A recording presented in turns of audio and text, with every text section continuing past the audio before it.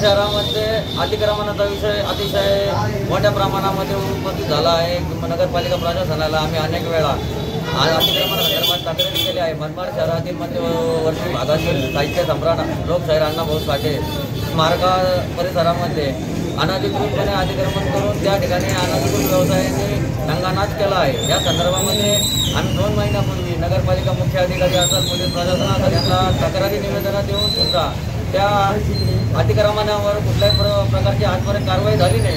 गेल्या हप्त्यामध्ये पाकिस्तान कॉर्नरवरील अतिक्रमण काढण्यासाठी नगरपालिका मुख्य अधिकारी अतिशय तत्परतेने त्या ठिकाणी कार्य तत्पर राहिले व ते अतिक्रमण मुक्त केलं। त्याच धर्तीवरती नगरपालिका निषेध म्हणून आम्ही आज या ठिकाणी नगरपालिका मुख्य प्रवेशद्वारासमोर हाताची घडी तोंडाला काळीपट्टी आंदोलन करत आहोत, जेणेकरून नगरपालिका प्रशासनाला जाग येईल आणि अण्णाभाऊ साठे स्मारक हे अतिक्रमण मुक्त होईल।